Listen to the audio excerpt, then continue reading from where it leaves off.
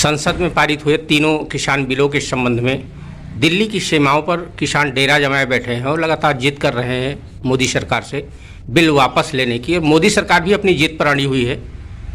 ऐसे में किसानों ने एक ऐलान कर दिया है कि 26 जनवरी को दिल्ली की परेड में वो शामिल होंगे।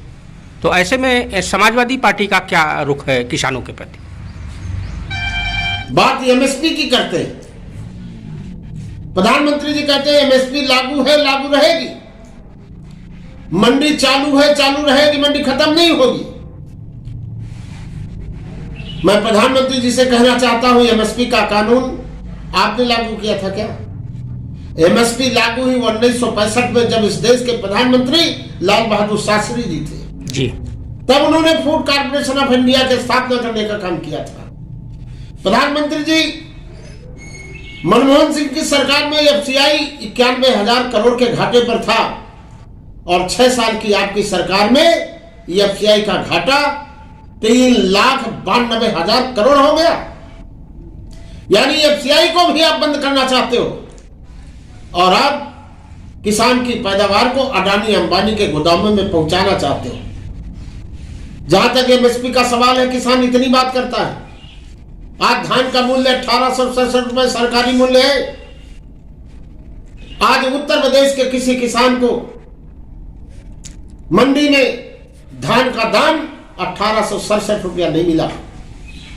औने पौने दाम, कोई 800 में, कोई 900 में, कोई 1100 में किसान अपना धान आड़तियों के हाथ बेचने के लिए मजबूर है।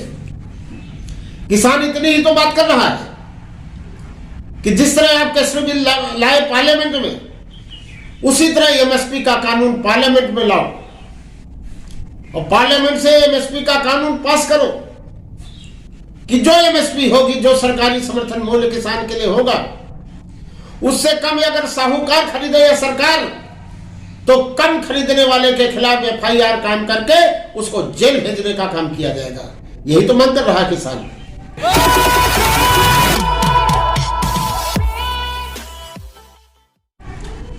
कौन से आपके घर की कोठी मांग रहा है, रोटी मांग रहा है आपसे? आप किसान अपने हक की बात कर रहा है।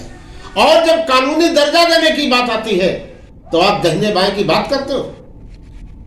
कहते हो मंडी खत्म नहीं होगी। मऊ का किसान जाता है, महाराजगंज का किसान जाता है, समरौता का किसान जाता है मंडी में अपना धान लेकर के, तो मंडी का आदमी कहता है आज बोरा नहीं, आज पल्लेदार नहीं है, आज गोदाम खाली नहीं है, आज ट्रक नहीं आया। और 5-5 दिन तक किसानों की ट्रैक्टर ट्राली मंडियों में खड़ी हो जाती है और मजबूर होकर वह किसान अपना धान आड़तियों के हाथ में औने पौने दाम बेचने के लिए मजबूर हो जाता है। आपने भंडारण में छूट दे दिया, चाहे जितना भंडारण करो। कौन करेगा? मोदी जी।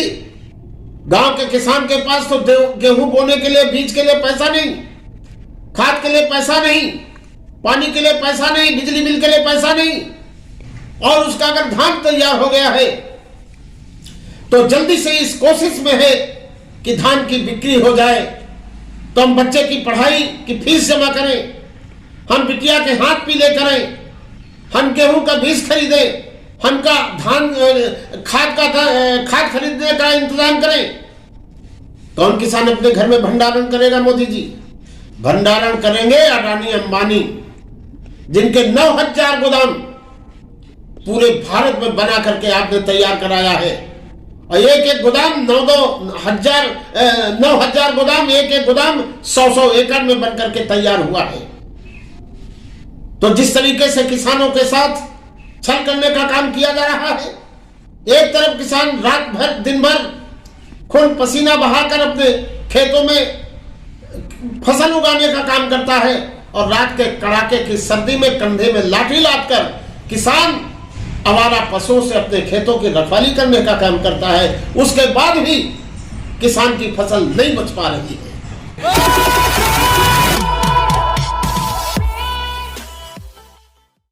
तो आज हिंदुस्तान में सबसे ज्यादा प्रहार हमला अगर किसी के ऊपर हो रहा है तो किसानों के ऊपर हो रहा है। इसलिए तीनों कृषि बिल, चाहे कॉन्ट्रैक्ट फार्मिंग का सवाल हो, चाहे आवश्यक वस्तु भंडारण अधिनियम का सवाल हो, चाहे एमएसपी का सवाल हो, ये सारे तीनों के तीनों कानून किसान विरोधी है। और 100 लोगों के मरने के बाद भी मोदी सरकार के कान में चूं नहीं रेंग रही है। इससे बड़ा दुर्भाग्य हमारे हिंदुस्तान का कुछ हो नहीं सकता। आपके चैनल को बहुत बहुत धन्यवाद देना चाहता हूं कि आपने सदैव किसानों के हक में, मजदूरों के हक में, व्यापारियों के हक में और हमारे विधानसभा क्षेत्र बछरावा के विकास के हक में आपने सदैव योगदान देने का काम किया है। इसलिए मैं आपके माध्यम से, अपनी जनता के माध्यम से आपके चैनल को भी बहुत बहुत धन्यवाद और आभार व्यक्त करना चाहता हूं। बहुत बहुत धन्यवाद। अखिलेश यादव जिंदाबाद, मुलायम सिंह यादव जिंदाबाद। जय जवान जय किसान, जय जवान जय किसान।